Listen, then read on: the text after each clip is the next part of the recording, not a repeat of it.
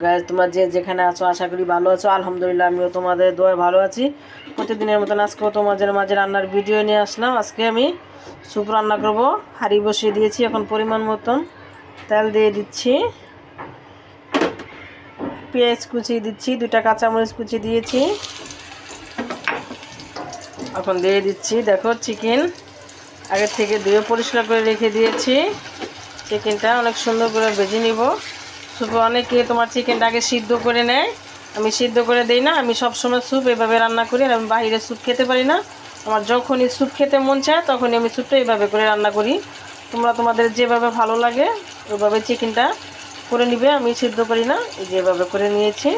চিকেনটা ভাজা হয়ে গেছে, এখন দিয়ে দিচ্ছি পরিমাণ মতন সয়া সস। পানির পরিমাণ বুঝে তোমরা সয়া সস অ্যাড করবে।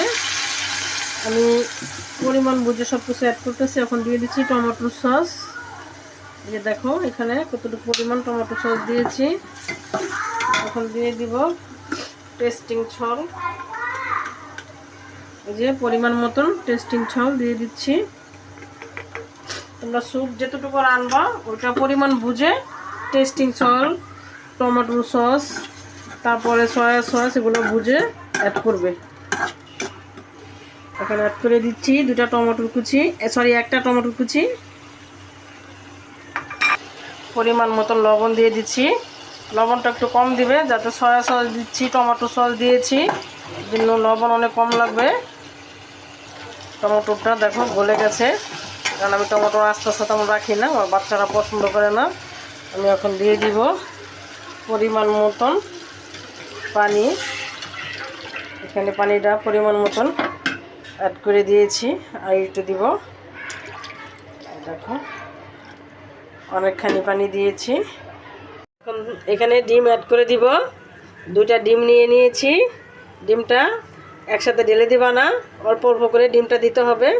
এই যে আমি অল্প অল্প করে দিচ্ছি, আর অল্প অল্প করে ভেবে নেড়ে দিতে হবে।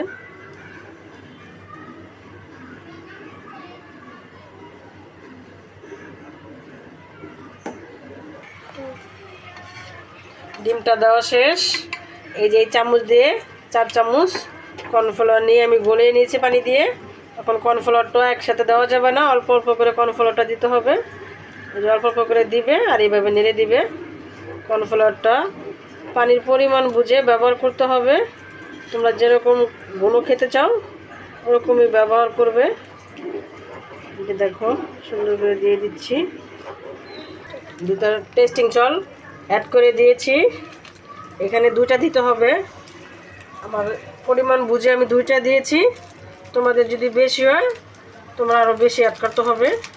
আমি পরিমাণ বুঝে 2টা টেস্টিং সল্ট এই যে দেখো সুন্দর করে দিয়ে দিয়েছি। এখন ধনিয়া পাতা কুচি অ্যাড করে দিচ্ছি। অল্প করে ধনিয়া পাতা কুচি দিতে হবে, বেশি দেওয়া যাবে না। এই যে এখন নেড়ে দিয়ে দিচ্ছি ধনিয়া পাতা দিয়ে। এই যে দেখো আমার স্যুপটা হয়ে গেছে, স্যুপের কালারটাও কত সুন্দর আসছে। এই যে দেখো, যদি আমার স্যুপ রান্নার রেসিপি তোমাদের ভালো লাগে লাইক কমেন্ট শেয়ার করো। আল্লাহ হাফেজ।